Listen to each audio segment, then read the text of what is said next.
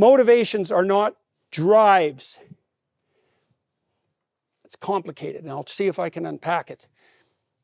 What a motivation, hunger is a motivation, thirst is a motivation. You can think about a motivation as independent as an emotion from an emotion. There's overlap because emotion and motivation aren't exactly scientific categories, right? They're folk categories. But for the purposes of our discussion, we'll define a motivation as a instinctual goal. That's a better way of thinking about it. So you're hungry. Okay, you're working at home and you start to become hungry. You notice. How do you notice? Because a new story pops into your head. Well, what's the story? It would be a good idea to go into the kitchen and find something to eat in the fridge, right? And then that, as you become more hungry, that becomes more insistent.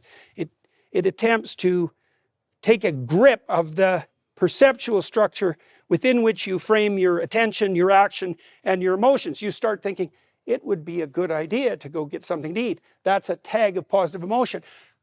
It's starting to become, my hunger is starting to become unpleasant, right? So you can see there's a competition between the frame of reference that you're using, let's say, to organize your work, and this emergent motivational state.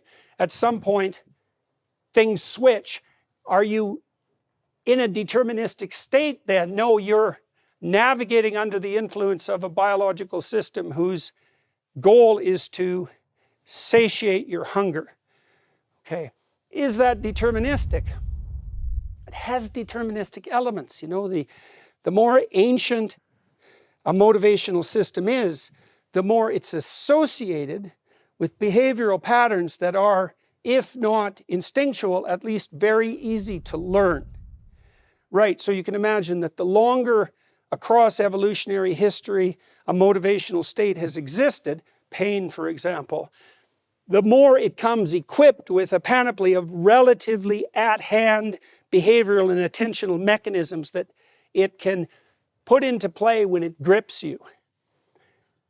A toddler is a sequence of motivational states, an unintegrated sequence of motivational states. What are some motivational states? Hunger, thirst, sexual excitation, pain, play. Those are some of the basic motivational states. Exploration, defensive rage, right? Although anger is also arguably an emotion because you can feel it in relationship to a goal, but it can also signify a target. That's why motivations and emotions aren't exactly a clean category. No. The older and more profound the motivation, the more ancient the neurological system that mediates it.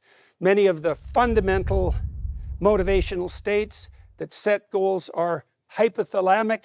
The hypothalamus is a brain area that sits on top of the spinal cord and provides the first order abstract integration of increasingly complex spinal reflexes. The hypothalamus mediates hunger, thirst, temperature, excretion, defensive aggression. That's one half, but the other half mediates exploration. The hypothalamic system that mediates exploration is the root of the dopaminergic system. The dopaminergic system is the biochemical system that underlies positive emotion in relationship to a goal. That's how old it is. That's how old exploration is. Pain is in its own little world, as is anxiety. Those are also very primordial brain systems, but they're not hypothalamic. So this frame of perception is susceptible to grip by motivational forces. And it's useful. The frame, it's a cybernetic frame, it's a phenomenological frame, it's a perceptual frame, it's a story. It's also a spirit or personality. Okay, it's all of those things at the same time. Think about what you're like when you're angry, right? It's a complex system. It's simplified compared to what you're like in a state where you're not dominated by a singular motivation, but you have many options at hand when you're angry, right? And the world takes on a particular kind of phenomenological reality when you're angry, things tilt very much in the negative direction. For example, if you're arguing with someone that you hypothetically love, almost everything that will come to mind when you're angry is negative, right? And all the things that you might hope to enjoy in a playful manner with them disappear in favor of dominance and defeat, right? The motivational state that grips your goal makes everything that interferes with it irrelevant, including your memories. And maybe you'll snap out of that, hopefully, and you'll think, what the hell possessed me? And that's a useful question. Nietzsche, after he announced that God had died in the 1850s, suggested that the consequence of that high-order disintegration would be roughly threefold. Descent into nihilism, it's a kind of fragmentation. Proclivity to move to alternate totalizing belief systems, ideology. He was particularly concerned with potentially the rise of nationalism, but also with what eventually became communism, right? Or he thought we could create our own values. The psychoanalyst came along and said, what makes you so sure you can create your own values? You're not even the master in your own house, right? So you can think about yourself cycling through a sequence of possessions, right? And that's very useful to ask yourself, just what is the nature of this spirit that possesses me? And you can reduce it to a biological drive, but motivations aren't drives. They're sub-personalities. And they have not only a viewpoint in terms of goal, in terms of how the world lays itself out, the whole phenomenological field, the story, they also have a history, social and biological, and they have a, what would you say? They have a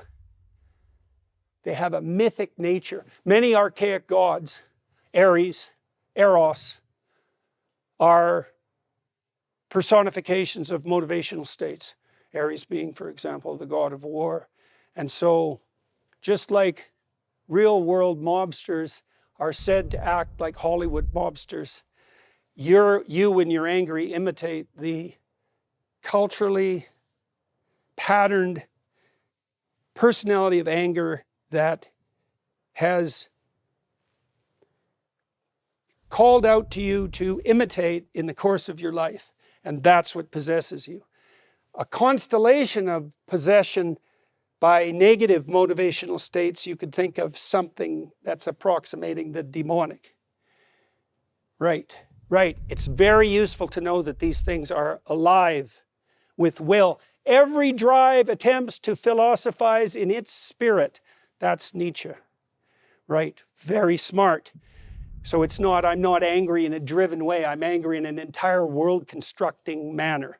Right. It transforms my perceptions, it transforms my goals, transforms my patterns of attention, it changes my memories, it brings different words to the forefront, it brings different fantasies to the forefront, it lays out an entirely different world of options in front of me, and God only knows what it is at its base.